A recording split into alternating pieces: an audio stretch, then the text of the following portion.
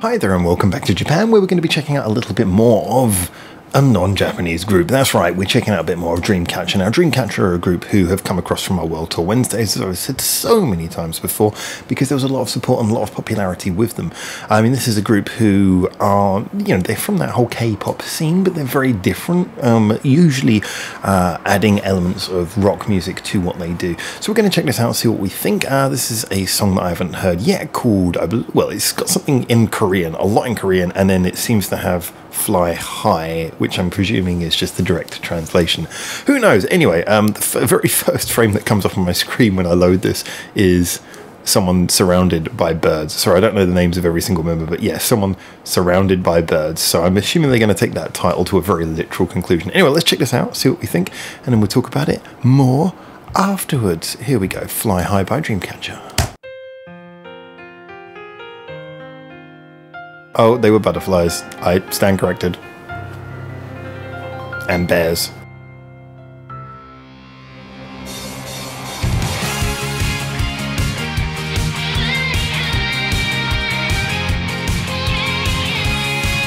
That's a very, even with the guitars, that's a very pop intro, so I'm looking to see where this goes.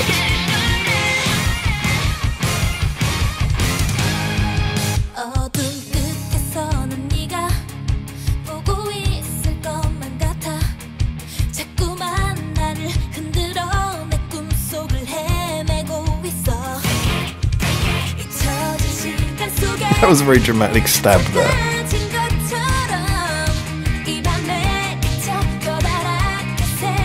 Does it happen again? No.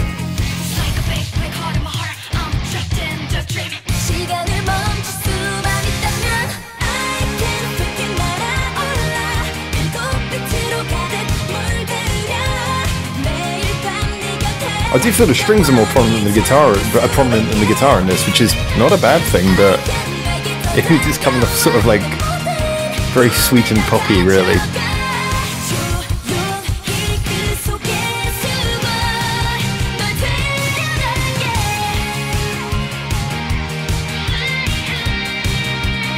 And where did they film this? This looks like this was probably done on a European tour somewhere, or in one of those sort of fake Chinese castles where they replicate the European ones.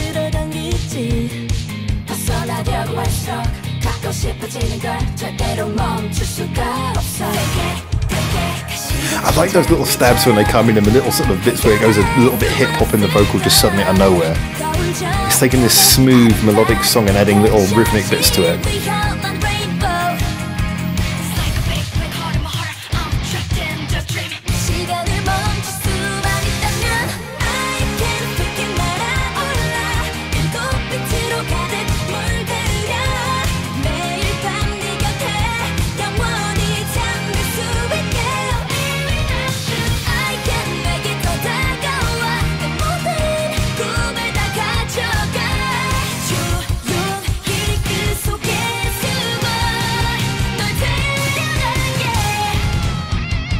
Oh, it was a bunny, not a bear. See, I'm getting everything wrong in this one.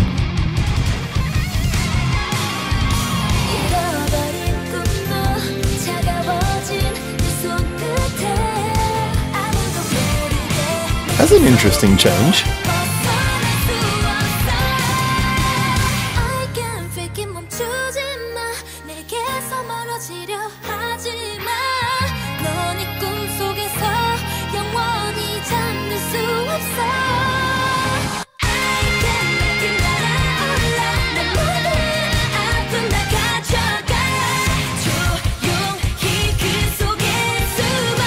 This is one of those choruses that really grows on you, I think. It's not overly repetitive, it does have quite a lot of melodic development. And those are the sorts of ones where maybe they don't grab you instantly.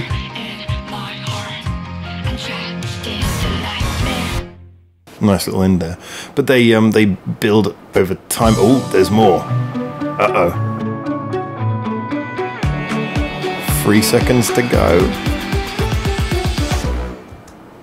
Okay, it's like a little teaser ending.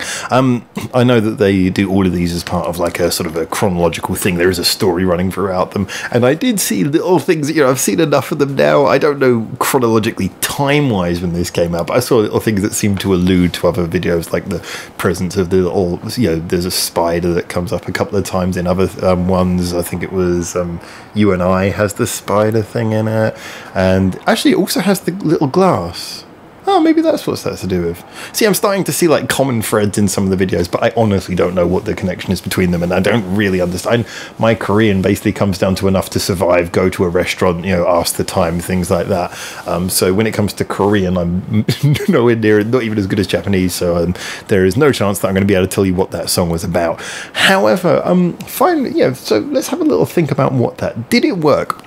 Interesting, the first thing that really sort of shook me a little bit from what I expected is because obviously I'm thinking, I'm kind of expecting, you know, we know how they go with their songs. One of the things I really like about them is they do combine these really heavy sounds with a more poppy sound. They do it fantastically, but they do really tend to go quite hard with that sort of dark and rocky sound a lot of the time. Although, like I say, never in an overpowering way, never in a way that makes it inaccessible. This is one of the ones where I felt that the rocky element was almost kind of just there. You know, it didn't even have to be a guitar, didn't even have to be a distorted guitar. They could have played that on acoustic guitar and it probably wouldn't have changed the effect very much, because most of what this was giving the song was the feel was coming from the vocal melody, the drums, and it did feel like the whole way it was written was more poppy. Like I say, that sort of string synth thing, which was kind of going behind everything, giving it that sort of glaze. There you go, another wonderful vocal rendition of an instrument. I don't think I've ever done a vocal rendition of a string synth before. Maybe I have. If you've been following this for a while and you can tell me, I'll be really impressed. But yes, that sound in the background kind of gave everything more of an airy, light and jolly feel. Not quite jolly, but shall we say, you know, not so hard feel. And so as a result, I didn't really think of this as being like a rocky song, even with the presence of guitar, meaning that it fits into their catalogue as Dreamcatcher quite well. Now, the interesting thing is, though, is that when I listened to this, so once I kind of got over that initial surprise, thinking, oh, is it going to develop into that kind of direction? I think the overall effect did work. I mean, once you accept it more as a poppy song, it did work. Now, like I say, it has those little bits, like the little stabs of heavy guitar, very brief ones, and the bit where the vocal goes a little bit hip-hop. That obviously gives it that slightly more edgy feel that a lot of their contemporaries, a lot of their peers wouldn't be so able to pull off. And that's one of the nice things, is they were still drawing from the arsenal of sounds that they can do as a group that, like I say, other groups can't really tap into. And you know, that worked, that added a nice feel. But like I say, as a general, it really came down to everything built up to that chorus, and the chorus was good. I'm quite surprised, because when I first heard it, when it came in the first time, it wasn't like one of those ones that really grabs you and makes you go, wow, this is a great chorus. In fact, when it first came in on that first time, it felt almost a little bit lackluster. But like I say, you get those choruses where they develop, you know, they have a melody that builds up. The melody starts in one place, and it's sort of, it's not just sort of like, if you're happy and you clap your hands, you know. It's got more development to it, and so as a result, it takes a few listens, I think, to really take it in. But it is a good chorus. It's big, it's dramatic, and it is right now stuck in my head. And I always think that's good when I'm talking about the song afterwards. If I've got the chorus stuck in my head, that's a pretty good sign, because obviously while I'm talking, I'm thinking about things from the song. I'm trying to think about things I need to mention, try to remember not to forget anything that came into my head at the time. And if I'm able to do that while still having that thing going around in their head, then that clearly proves that the catchiness is there. Yeah, I need to stop doing vocal representations of songs that I've just heard. It clearly does not work. I need to do vocal exercises before I do that again. Yeah, I've got to admit, this to me, it worked, but not in the way that I would expect one of their songs to work. And the good thing about that is it obviously means it adds colour to their catalogue. It is a softer song that, like I say, has just enough bite to fit in with their mission statement of being a bit more hard-edged than their peers. But at the same time, this feels like you could enjoy it as just a sort of a soft, wistful breath of fresh air type of pop song. So that worked quite nicely. Like I said, it had all the little visual cues that suggest that it's connected in with the overall overarching storyline that they're doing in these videos that I haven't been able to really add up myself, because I'm watching them all in the wrong order over a series of months. But with with that to one side, I do think that it comes across to me that they are definitely trying to make it time with the other songs, but at the same time, like I said, it has a character of its own. This is definitely not one of the ones that I would recommend for more the rocky fans who maybe have liked their other music for being more hard-edged, but I think this would probably appeal to the more poppy fans who maybe to the other side had not taken to them too much before. Anyway, enough of me waffling. Be really interested to know what you guys think. As always, get in the comments, tell me what you think. Tell everyone what you think. Have a good discussion about it. Maybe you agree, maybe you disagree, maybe you're a fan, maybe you're not. It doesn't matter. I just want to hear what you have to say. And I do read everything, even if I don't have a chance to reply to it all.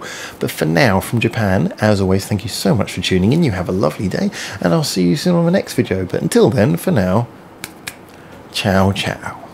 Thanks for watching. Feel free to check out more of our hundreds of videos we got online on this channel right now, or get involved in the discussion with us at the many social media links we've got in the description below, where you can suggest new videos and artists for us to check out on the channel. Or you can just do the usual YouTube stuff and comment, like, subscribe. You know how this works by now.